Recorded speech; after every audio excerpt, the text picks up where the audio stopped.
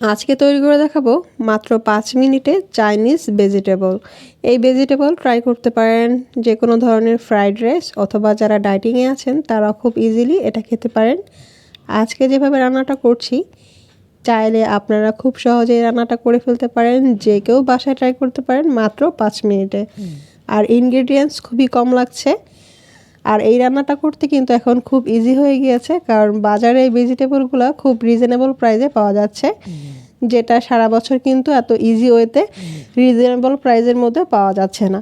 প্রথমে রান্নাটা করার জন্য এখানে আমি 3 টেবিল চামচের মতো তেল নিয়েছি, আর নিয়েছি আদা রসুন কুচি, একদম কুচি করে নিয়েছি। আর এর মধ্যে দিয়েছি হাফ কাপের মতো মুরগির মাংস, একদম ফ্রেশ মুরগির মাংস। আর মুরগির মাংসটা কিছুক্ষণ ভেজে নেওয়ার পর এখানে আমি দিয়েছিলাম কাঁচামরিচ, আর কাঁচামরিচের বিচিটা অবশ্যই ফেলে দিতে হবে। তারপর এখানে দিয়েছি হাফ কাপের মতো গাজর আর হাফ কাপের মতো পেঁপে। সব কিছু আমি একসাথে ভেজে নিচ্ছি। আপনারা চাইলে এটা আগে থেকে সিদ্ধ করে নিতে পারেন, তবে আমি বলবো আগে থেকে সিদ্ধ করে না নেওয়ার থেকে এই পদ্ধতিতে রান্না করে দেখতে পারেন। এতে সবজির স্বাদ এবং যে কোনো ধরনের সবজি একসাথে দিলে কিন্তু কালারটাও নষ্ট হচ্ছে না এইভাবে ভেজে নেওয়ার কারণে। 2 মিনিট ভেজে নেওয়ার পর এখানে আমি বাঁধাকপি ইউজ করেছি, আর ইউজ করছি এখন ক্যাপসিকাম।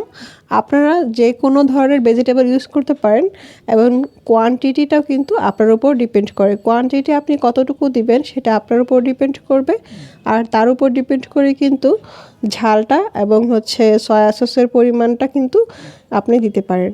আর আমি এখন ফাইনালি অ্যাড করে দিচ্ছি আমি পেঁয়াজটা এভাবে আমি হালকা স্লাইস করে কেটে নিয়ে এভাবে দিয়ে দিচ্ছি। আপনারা চাইলে যে কোনোভাবে যে কোনো কাট করে সবজিটা ইউজ করতে পারেন। তারপর এখানে দিয়ে দিচ্ছি সামান্য লবণ। সব কিছু এখন ভালোভাবে একসাথে 2 মিনিটের মতো ভেজে নেব। আর ভেজে নেওয়ার পর এখানে আমি ফাইনালি পানি অ্যাড করে দিচ্ছি 1 কাপের মতো। আমি আজকে এই ভেজিটেবলটা খুবই অল্প পরিমাণে রান্না করছি, আর সেই অনুযায়ী দিয়ে দিচ্ছি সামান্য গোলমরিচের গুঁড়া। যদি পরিমাণে বেশি থাকতো সেই ক্ষেত্রে কিন্তু পরিমাণটা একটু বেশি করে দিতে হতো। আর সয়া সস দিয়ে দিচ্ছি 1 টেবিল চামচের মতো। সব কিছু একসাথে দেওয়ার পর কিছুক্ষণ রান্না করে নিচ্ছি। আর একদম লাস্ট মোমেন্টের দিকে কিন্তু আমি এখানে কর্নফ্লাওয়ার ইউজ করব। আর কর্নফ্লাওয়ারটা আমি আগে থেকেই বাটিতে পানিতে ভিজিয়ে রেখেছিলাম। আর এখন এটা মিক্সড করে নিব। একটু নেড়েচেড়ে নেওয়ার পর এটাকে কিছুক্ষণ রান্না করার পর এটা কিন্তু হয়ে এসেছে। লাস্টে ফাইনালি আমি এখানে টেস্টিং সল্ট ইউজ করছি, আর খুব সামান্য টেস্টিং সল্ট দিয়ে একটু নেড়েচেড়ে নামিয়ে নিলেই কিন্তু এটা রেডি। আর এটা খেতে পারেন যে কোনো ফ্রাইড রাইস অথবা সাদা ভাতের সাথে অথবা পোলাওয়ের সাথেও কিন্তু পরিবেশন করতে পারেন। যারা ডায়েটিংয়ে আছেন তারাও কিন্তু এটা খেতে পারেন। লাস্ট মোমেন্টে আমি এখানে কিছু পেঁয়াজ কলি দিয়ে এখানে নামিয়ে নিচ্ছি গরম গরম। আপনারা দেখতেই পাচ্ছেন সবজির কালারটা কিন্তু ঠিক আছে, পারফেক্ট কালার হয়েছে। আর আমি যেরকম থিকনেস চাইছিলাম সেরকমটাই কিন্তু হয়েছে।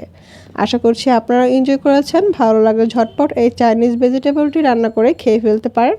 যারা ডায়েটিংয়ে আছেন তারা শুধু কিন্তু এই ভেজিটেবলটা ট্রাই করতে পারেন। আশা করছি আজকের রেসিপিটি আপনারাও ভালো লেগেছে। ভালো লাগলে কমেন্টস করে জানাতে পারেন, সেই সাথে চ্যানেলটি সাবস্ক্রাইব করে পাশে থাকতে পারেন। আজকে এখানে বিদায় নিচ্ছি। আল্লাহ হাফেজ।